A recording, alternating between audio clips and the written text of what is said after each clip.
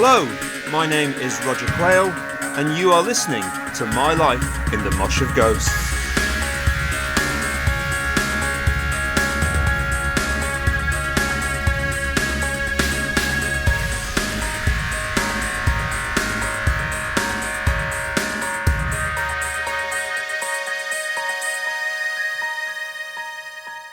Hello there, and welcome back to My Life in the Mosh of Ghosts with me, your host, Roger Quayle, and thank you for joining me. I've been simultaneously looking forward to, yet dreading this episode. Excited because I'm thrilled to tell you about one of the most astonishing gigs that I've ever seen. But then worried because I'm not sure that my words can ever properly express just how incredible the show was. I hope I can do his memory justice. This is Gig 64, American supernova, space jazz giant Sun Ra, with his band The Orchestra, at the then newly opened Octagon Centre at Sheffield University on Saturday the 15th of October 1983. Here we go. Space, the final frontier. These are the voyages of the starship Sun Ra. Captain's log, Earth Day 25,348. Commander Marshall Allen brings the orchestra into land at the northern English city of Sheffield, an urban industrial area surrounded by verdant hills and valleys. Or something like that? In my imagination, it sounds way more magical than the somewhat more prosaic drove up from London on the tour bus, with coffee and toilet breaks at Newport Pagnell and Leicester Forest. But that's Sun Ra.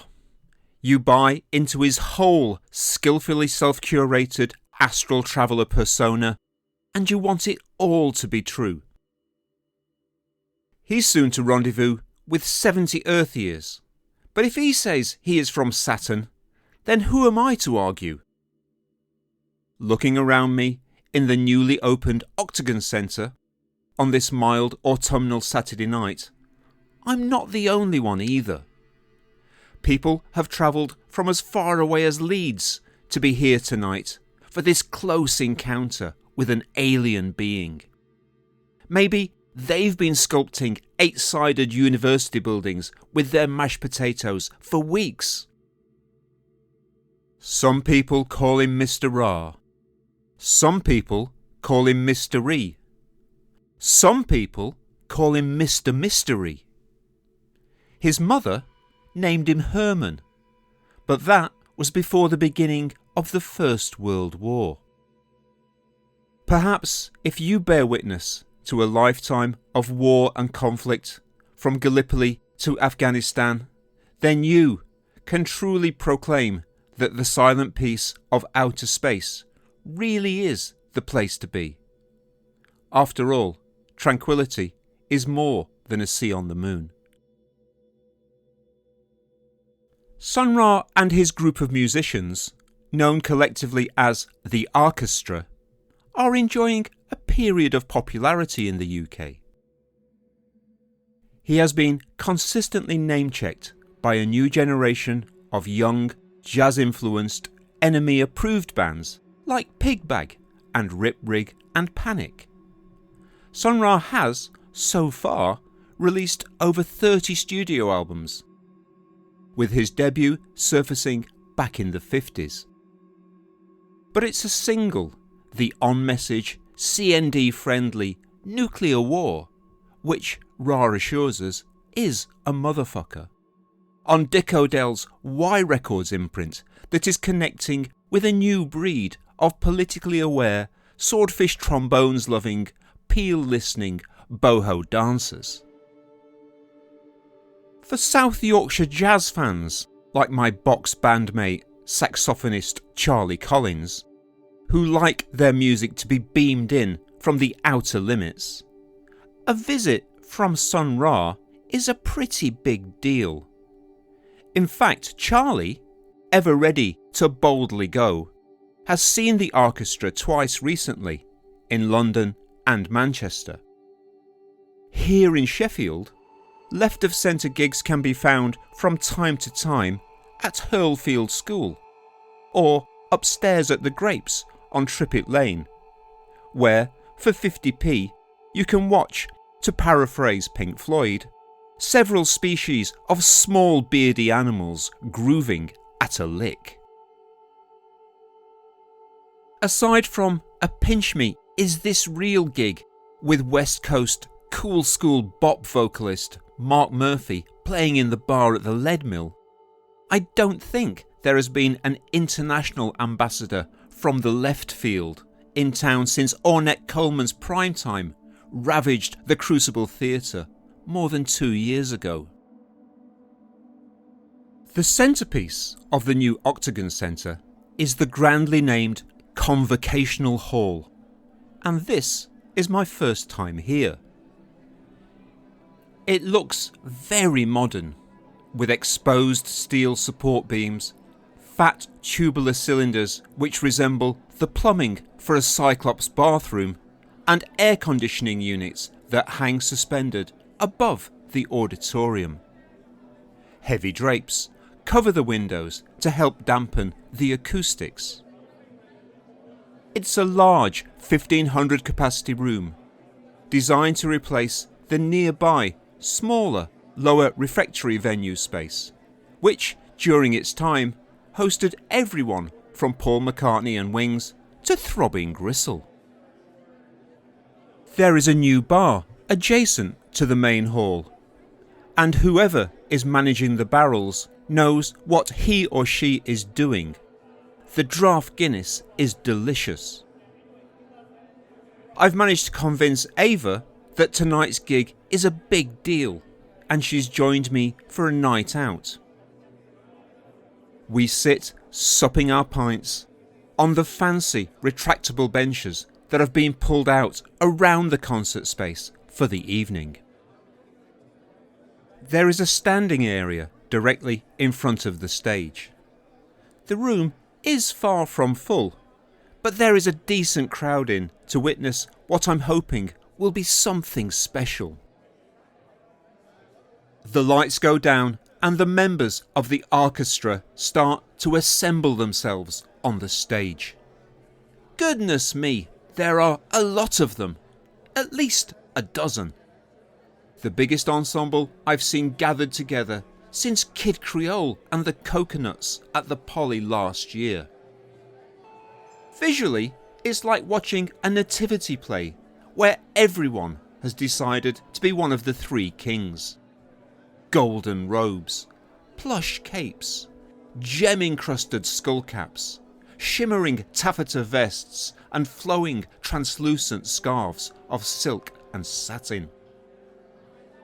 Sun Ra, cloaked in twinkling ceramics and rhinestones, head covered by a white knitted bonnet, sits on the left side of the stage, his piano at an angle so he can see both the audience and his musicians. 2 drummers and a partially hidden bass player.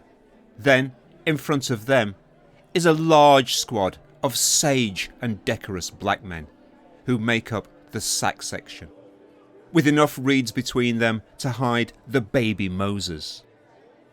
The only woman up there is June Tyson, singer, dancer, black Tinkerbell and focal point. Visual and vocal foil to Sun Ra for the past 20 years. He might have released over 30 albums, but I've only bought one, a cheap Italian compilation I picked up second hand in Rare and Racy on Devonshire Street. I've played it a few times and I quite like it, the music switching between raging torrents of noise and then calmer, more melodic and tuneful passages. Before this gig, I think it's fair to say I liked the idea of Sun Ra, the clothes, the science fiction, the enigmatic cosmic pronouncements, more than the actual music itself. Tonight, all that changes. True, there are sections where you think you are being buried by a clattering succession of outsized sheet metal rolls from a jackknife flatbed truck. Others where the horns conspire to make a terrifying bleat that sounds for all the world like Sweep from the Sooty Show being brutally tortured.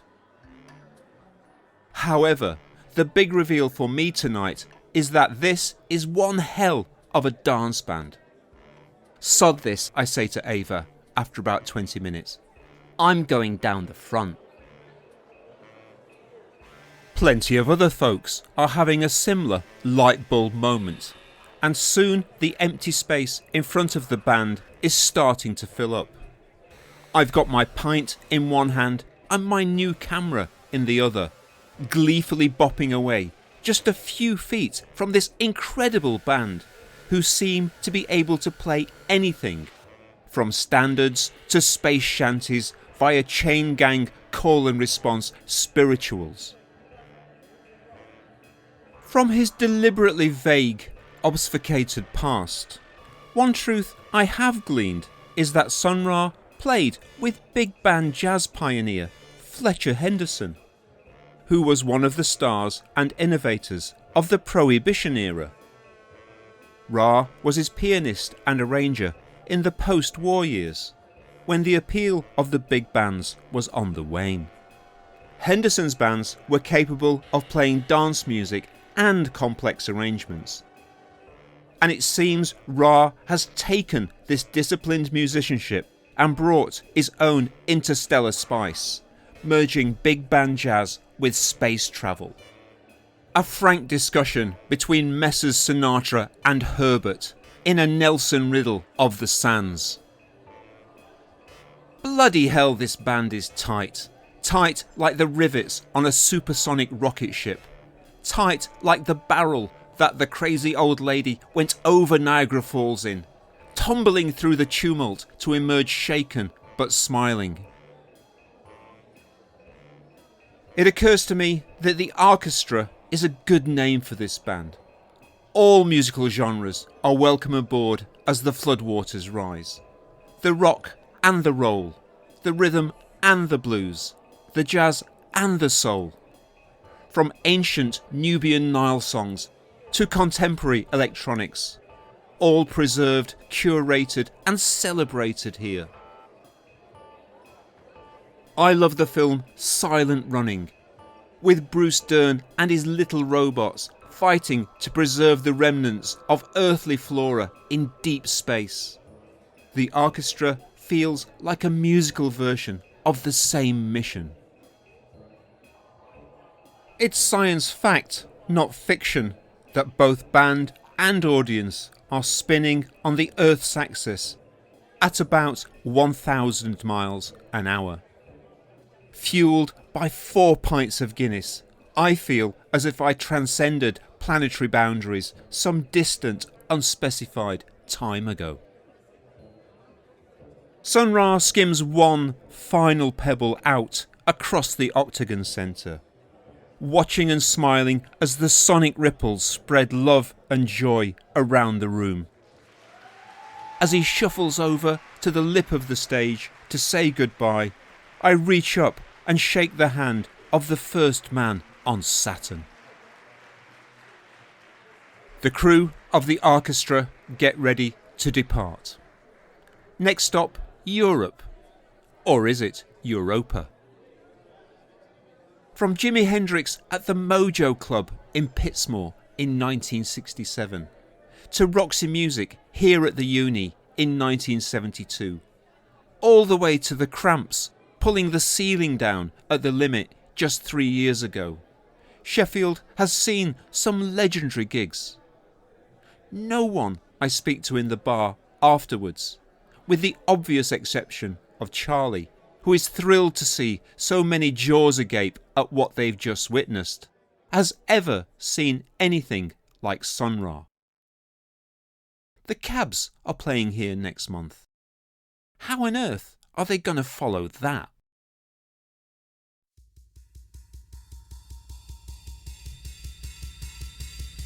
You have been listening to My Life in the Mosh of Ghosts. Intro and outro music by Simon Elliott Kemp.